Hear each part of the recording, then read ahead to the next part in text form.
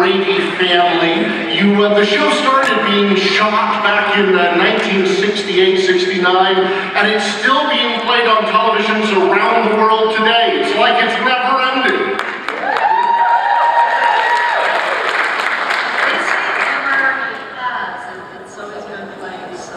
It's always been on the air, and a couple of years ago marked 50 years, just in case you're wondering how old you all are. Youngest now. Right. It used to be a drag. Remember when a 3-year difference was such a big thing when you were in elementary school? Oh, he's in 9th grade. Now it's like Barry Williams and I. Barry was like so much older than me, and now it's like we're the same age practically because it's funny how those things Now, the evolve. two of you were the alpha and omega of casting. One of you was the first, and one of you was the last. Is that right? Yeah, you're right. Tell us about I that. thought about it that way. I was the first. Brady Bunch was quite literally built around Susan Olsen from the ground up. Now, there was some rumor that there were 3 blonde girls and 3 brunette girls, 3 blonde boys and 3 brunette boys. Is that true? As much as we like to say that I was cast, I wasn't really.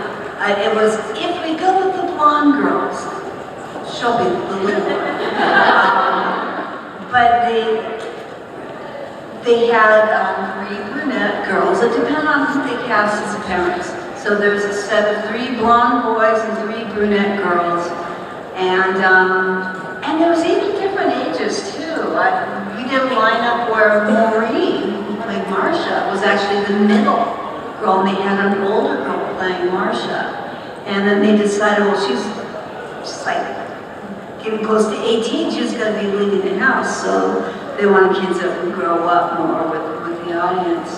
And then then skip ahead several months, and they have 8 people cast, and they're looking for Bobbies in New York, in Chicago, in Los Angeles, and I guess it was all really just all about the hair. Because your hair was wrong. Right, because they came to my mother and our agent, we had the same agent, they came to us and said, look, we've looked high and low, coast to coast. We like kid that could act as one. we like sarcasm. We like Mike the best, but he's got the wrong color hair. And back then, if you went to work one day, now if you need green skin or purple hair, who cares, right? I mean, there's purple hair, there's some. But back in 1969, if you were 9 years old and you went to work with red hair and came home with black hair, that was really strange. And so it really was about, it was mostly about... And so for a few years, you dyed your hair. Yeah, for several years we dyed it, and then toward the end of the show, I made kind of an emotional plea to the producers to let's go, let it be more natural, and then it kind of started turning brown. But they brought me in. I remember, one of the few things I do remember clearly from the very beginning of the show was when they brought me into the room, and there's Andy Davis and Florence Henderson and Bob Reedings and 5 other kids. And I walked through the door and they said, Mike, this is your new family. And I looked back at my mom, and maybe my dad was even there, I don't know, but it was like my introduction. And I thought to myself, I'm just a little child who, by the way, prior to the Brady Bunch, I had had 2 jobs in the movie business. One was a paper towel commercial where you didn't see my face, and the other was a Band-Aid commercial where I was wrestling in a pile with like 6 other boys on the playground, and apparently we had hurt and need Band-Aids. But that was it. So being cast in a full-time job like that and having them say, Mike, here's your new family, I was sort of wondering, what planet I had just landed on. And turned out to be pretty okay though. Pretty okay. So Greg, the last question I have for you before I'd like to start opening it up to you as an audience to ask questions. Of course, like in all the rooms, if you haven't been here before, please line up with one of these two microphones so we can take your questions. Who was the best parent to you on set? Was it Florence? Was it Robert? Was it one of the second ADs? Was it the older siblings? Who was the best parental figure to you on set? Robert Reed. And I've told his daughter several times that I feel sort of guilty because we got the love that he wanted to give her. He had a daughter and he'd gotten divorced and his daughter was living in Chicago and he was living in Los Angeles. And he loved being a dad. And so playing Mike Brady, even though he didn't like the Brady Bunch, he loved playing Mike Brady and he loved us kids. And so we were family to him and he took a very fatherly role with us. And but Bob remains my example of how to treat kids. And I teach children, I teach a movie making class for children. I teach acting too. But Robert Reed would discuss cartoons with me like he would discuss Shakespeare with somebody his own age. If you don't know, he was a Shakespearean actor, and so stepping down to be on a sitcom was very, not what he was looking for, though it's what we most remember him for. Yeah. Do you have any piece of advice from him you could share with us?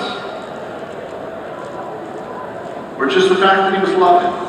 He was just super loving, he was aware of our skills, what it was like to be kids. He gave us all movie cameras one Christmas, so we could see what it's like to be on the other side of the camera. He took the time to care about us as people. Yeah, he gave me a set of books on art for children, because he knew that I could draw on paper, had artistic talent. And he wanted to protect us from the, very well documented evils of the Hollywood, thing, the industry. So, Mike, for you, who was the best parental figure on set? One thing I would say that people in this room are probably pretty aware of is that for every person you see on the screen, there's 10 there who are working and making a living, making that show happen that you never see on the screen. And they didn't get paid, but with the exception of Barry Williams, all of our mothers were there with us every day. They drove us to work, they stayed with us at work by law. You have to have a guardian, and they drove us home every day. And we all have real brothers and sisters, and it was a huge sacrifice for our own parents and mothers and fathers and brothers and sisters. And it wouldn't happen without them. Without your mom? And then they would be running lines with us that night. Right, and getting us up in the morning, getting us fed, making sure we know our lines. And my mom had to do my hair. And that was a 12-hour thing. That was a full-time job in itself. She's the only one whose hair was in the theme song. That's right. They wouldn't let me change it until I finally got the braids. I was trying to look like the bad seed, by the way. Okay. But one more thing about the parents. They each have their own style, the ones you do see on the show. Florence Henderson was a joy just to be in the same room with. Ambi Davis was a consummate professional comedian. She didn't do the whole, flamboyant, like Jim Carrey thing, where you're always just on. She was on when the camera was rolling, but we learned from her, that this is a craft. See, before they cast Florence Henderson, they had a comedian play the mother. And then when they switched to Florence Henderson, they needed a comedian for the housekeeper. And so that was that change. Let's start asking questions. First, we have a Disney princess here with Apple and all. What's your question? I have Yes, come a little closer to it. Sorry, my uncle's here. Okay, so I'm curious how much because you grew up on the show, how much did the character that you played, and the parenting that happened on the show affect who you became as you grew up? Cindy was always a character to me, and I actually didn't like her. I thought she was really uncool and really stupid. Because I'd go to school and I'd get teased for the things that Cindy did while she was in my body on TV. And and the fact that she was a tattletale, that was really not okay. And I went to school and people were like, don't talk around Susan. Wait a minute, that's my character on TV. I'm not a tattletale.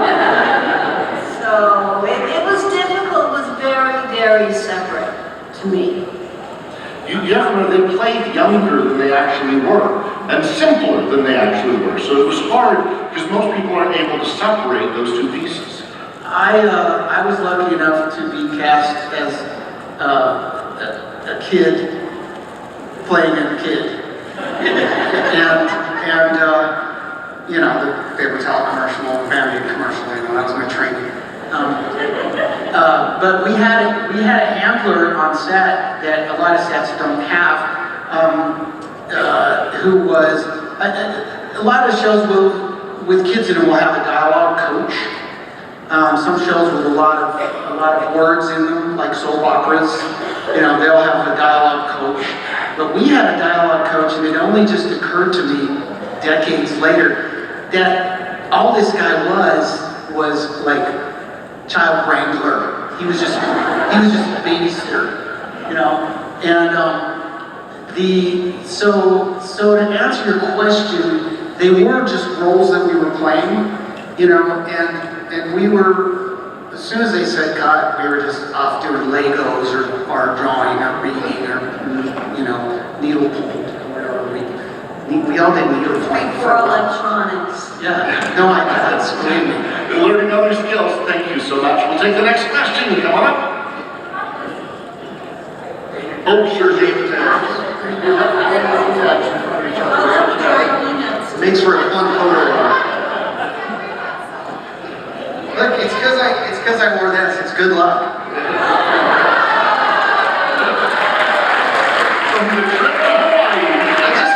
I just put this on and out at our table for a picture, and I guess I'll have to wear it now.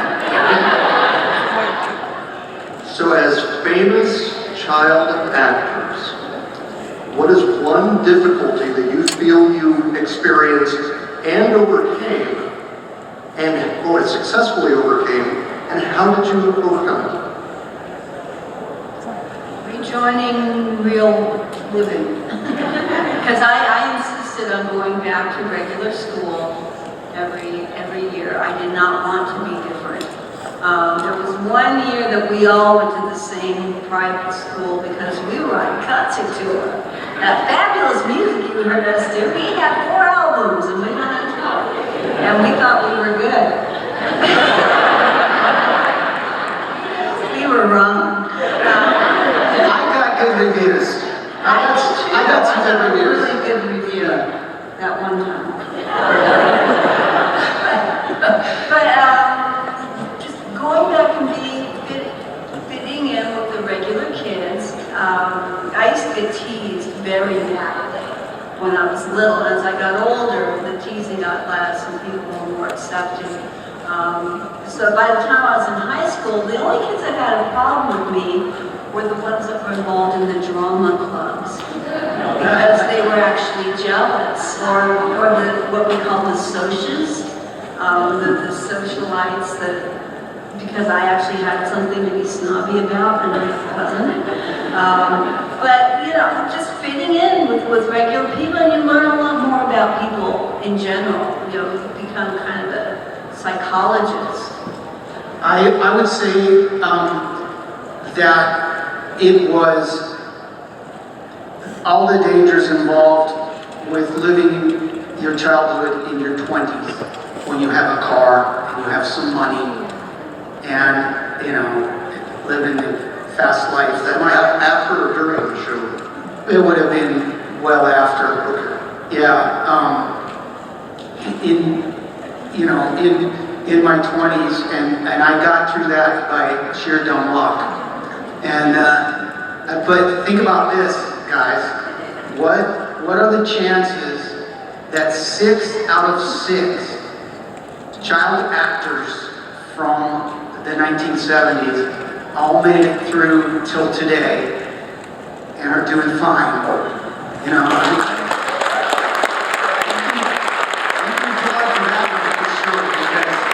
you know, the chances are near zero that we've all, you know, we're all good, reasonably healthy, happy, generally good people. And to this day, generally speaking. And both Mike and Susan stayed in the arts. You went to college for theater, were a graphic artist, a musician. You've been in production on lots of television shows and have continued in these fields. Mostly in Utah, by the way. Yeah. You can see it, yeah. I'm wearing my colors. I got my snowbird hat on and my KRCL t-shirt on. Mike actually attended the University of Utah. That's right, baby.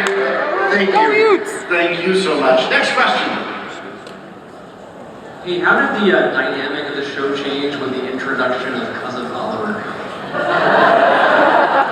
I was thrilled because I had reached that point where I knew I wasn't cute anymore, and I knew that they just didn't know what to do with me. And I felt so awkward. And it's bad enough to be going through your awkward years in your ugly stage, and then to do it in front of national, you know, on national TV is, okay, I'll admit, I was praying for the show to be canceled. Because I really didn't want to go through puberty in front of everybody. And I'm so glad when they got Cousin Oliver. I thought, oh good, yes, focus on him, focus on him. And what's the first thing they do? They had me being Shirley Temple, which was a script idea from when I was 7. That would have been cute when I was 7. They dusted that off just for the mid-season. It probably affected me as a character in the show the most.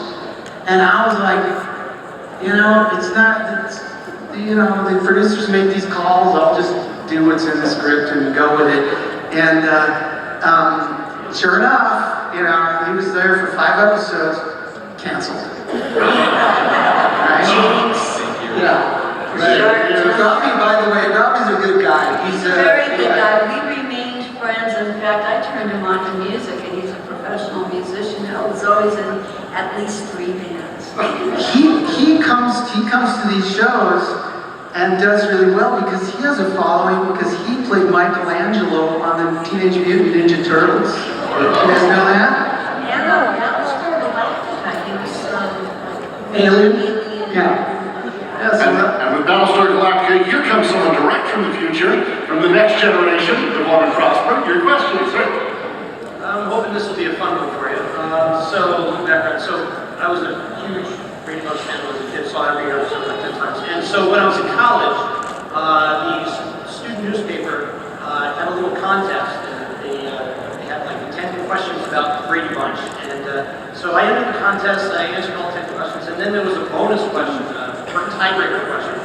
And the question was, name your favorite Brady and explain why. Okay, so no offense to you guys, I love all of you equally, but just it was meant as a gag answer. I said, Peter Brady. And the reason I named him was because of his amazing impression of Humphrey Bogart. Where he goes, "Pork chops and applesauce." He looks a little bit like Chris. So my question is, not to put you on the spot, but I guess I kind of am. Could you share with us your best impression of a celebrity? You do an impression of the other celebrity. I can do a reasonably good Werner Herzog.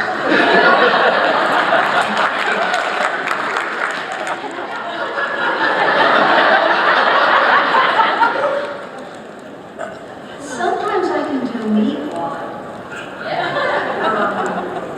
My like so well. So I think he was like, I used to hear Brett Butler, she used to talk like this, and nobody probably remembers her anymore, but she had TV show, Grace Under Pressure. Yeah, she sounds like this.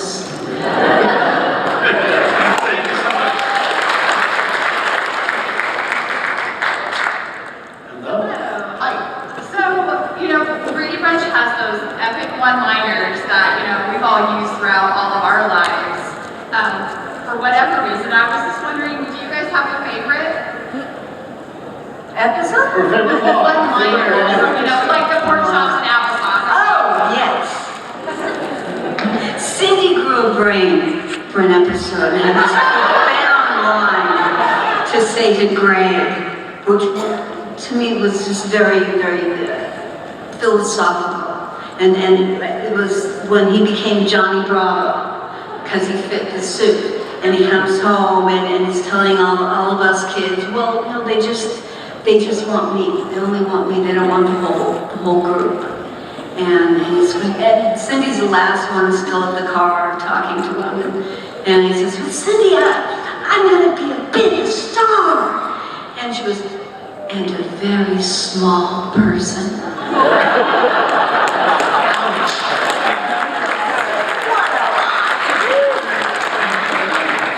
So going back to my acting skills when I was 9 years old. Yes. They gave Bobby a lot of single word one-liners, like neato, and I never said Groot. I didn't say Groot. Yeah. But this guy got a hold of me. I think they were in Illinois or Michigan, and he said, "Hey, Mike, you don't know me, but could you call? It's my sister's 40th, and we always say, sounds great, great to each other. Nobody in the family is named Great, but they all say, sounds great, great, it's just their thing. So I called them from my house and to wish her a happy birthday. And at some point in the conversation, as I was prompted to do, I said, "Sounds great, Greg." And I thought the people on the other end were dying. They were screaming with just tears of joy. And so I'm aware of what you're talking about. Because Mom always said, don't play ball in the house. Right, exactly. I use that one. My family uses a line from Good Burger. You guys remember Good Burger, Keenan and Kel? Okay. Well, I've seen Good Burger 150 times because my kids were just the right age at the time. Keenan hosted the Emmys like 2 weeks ago, which we were at, which was great. Anyway, my family still says Kurt is aware. There's nobody's named Kurt in my family. Kurt's aware. That's from Good Burger. Thank you. I was thinking as I was in line about we just being at the Emmys and that experience was mine. My question is about the experience of the house remodeling. And I watched that about 3 years ago or so. And I was just curious how that was pitched to you and how it came to be. And One common question. So if people didn't see it, they did a television show where they did a house remodel with several cats. The house. The house that was used for exterior In shots. Calabasas, California. Yeah. Studio City. North Hollywood, Studio City. Yeah, and if anybody is complicated like I was as a kid, you realize there's no way that house on the outside could possibly be the Brady house, because it's a one-story house. And I was aware of that as a child, and I told the producers, why did you pick that house? It couldn't possibly be this. I'll have you know, young lady, if you go to that house and you walk inside, it looks just like this set. Well, that drove me nuts because I had desires to be an architect, and so I thought really literally, and I was trying to, how could it possibly be? Well, anyway, little 8-year-old me was vindicated when we actually walked inside It of that. it was a major undertaking. It's really good. A common question we get is you've done quite a few reunion shows over the years. What's your favorite one? And the answer is that one. Yeah. It was really great. And HGTV does not know what to do with that house now. It's like a art, what do you call it? It's like an art installation. It's an art installation. That has no purpose. There's no, it can't be zoned to be any sort of an attraction because there's no parking and it's, The neighbors are tired. They can't do any sort of production there because the neighbors are over it. But it was a joy to. Oh, and the pitch you asked about. They brought us into the back room of some fancy hotel on Ventura Boulevard.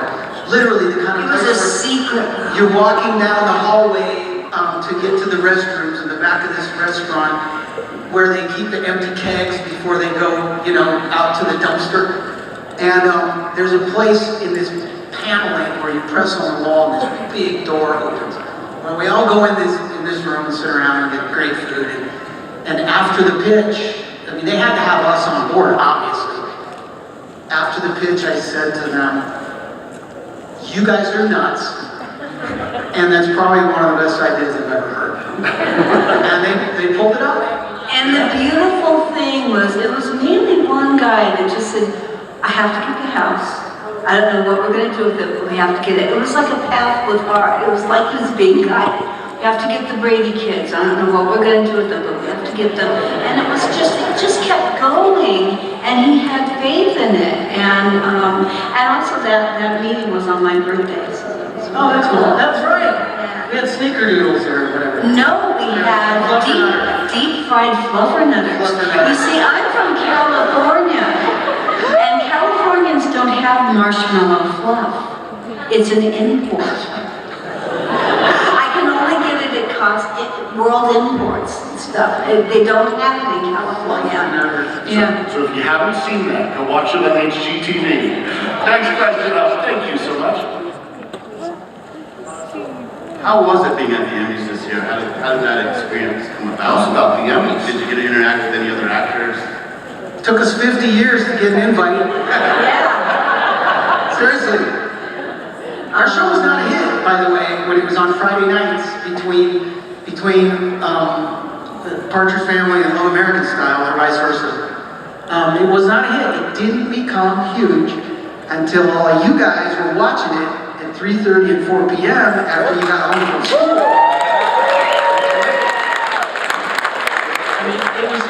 It was a hit on Friday And it night, but it wasn't, we weren't going to the It Emmys. wasn't loved in the way that you guys gave it love.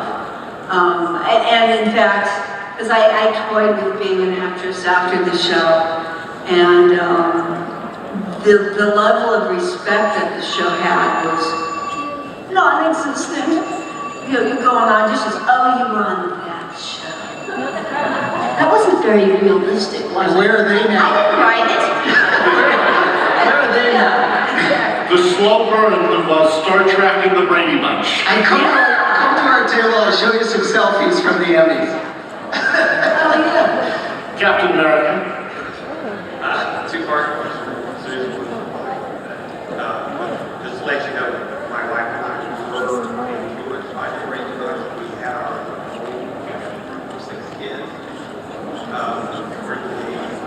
My name's Kim Daisy. My wife told me one time, she said, I should have been suspicious before we got married because the only time I've ever seen these is they were all wild in large bunches. For Susan, my question is, when was the last time you had your hair rehearsed? And for my question is, when they did the reunion, and it came out that Bobby was a race car driver, did you have any influence on that? And if not, how excited were you when you found out you were a race car driver? The last time I wore curls was there was this doll called the Cindy doll. And when they did market tests, it was coming over, it was the Barbie of England. In fact, if you watch Sid and Nancy, at one point, Nancy's going, I'm a quick curl Barbie, and going around, and sings, you mean Cindy? Because Cindy was the Barbie. So anyway, they're bringing their Barbie to America, a Cindy doll, and they did market tests, and all the kids thought it was me. So they decided to do an illegal thing that's legal by hiring me to do the commercials so the kids would continue to think it was supposed to be me. And they were concerned that the kids wouldn't recognize me if my hair wasn't in pigtails. Which was definitely not a good day for me. Probably true. I mean, yeah. No, it really wasn't because they thought it was me because the variety show was on. All right. And my hair was down for that. Right. So it was really not necessary, but when they wanted to make more commercials, that was in my contract, no pigtails. Because I was 16, you know? So that was like, what, 10 years ago? Yeah, when I was 16. It's hard to run a company. What was my, oh yeah, there is, I didn't, they talked about it with me, you know, the race car driver thing. It had to be a plot point where I was lying to my family because they thought I was in college, but I had left school to go, you know, join the NASCAR circuit. And the thing I liked best about it was that Indy 500 t-shirt that I had on in the show, and I had it for a while because Lordjo gave it to me, and I don't know what happened to it. It's probably you know, both of us have all the scripts. We have all the original Brady Bunch scripts. It's probably in one of those bins where my scripts are. Well, we only have 5 minutes left, so we're going to do a lightning round here and answer the questions quickly. Oh, I can't do lightning round, Paul. I have to blather and blather. Please. Me too. What was one of the most unexpected, or awkward times that you were recognized? Recognized. In the bathroom. The toilet had somebody put the paper under the stall, go, can I have your autograph? That really happened. Do not do that. Again. I went to a lot of Grateful Dead concerts back in the day. Back in my U of U days, in fact, is when that was. And I would have people recognize me or think they recognized me but weren't quite sure because the context was way off. But I wouldn't call it embarrassing, but it was weird, let's put it that way. Great question. Next up, please. You can bring the microphone down to it. Yeah, perfect. I guess that'll work. I was mentioning to my wife, I watched you guys live on TV Friday nights. One of the things I clearly remember was going with my mom and her parents to a TV store with a brand new, sitting crazy Marvel TV. And I was watching the Brady Bunch because I couldn't watch it at home. And it was the Kings Island episode. So Susan, especially, I know you did not get on that roller coaster. What was that No, I like? didn't. I had fear of heights at the time, and so did Robert Reed. Robert Reed and I both. You don't see us on that roller coaster. Yeah, if you guys didn't hear, he asked about the Kings Island episode. Was that a 3-parter or 2-parter? Were the two One were part. talking about the snacks? Is that the one? Unfortunately, Bob Reed and Mike and Cindy did not get on the roller coaster. They don't mention it though in the show. The show you standing there watching it though, no. They've cut a lot of the episodes down for syndication to the point where it's just basic plot, and so they can put more commercials on. But anyway, that's it. But I got past. And I moved lived near Magic Mountain Amusement Park and became in love with roller coasters. Used to get my season pass for Magic Mountain, go ride Tatsu every day while my son was at day camp. Boy Scouts. Okay, honey, have fun, Boy Scouts, I'm riding Tatsu. And here's our last question. That's one.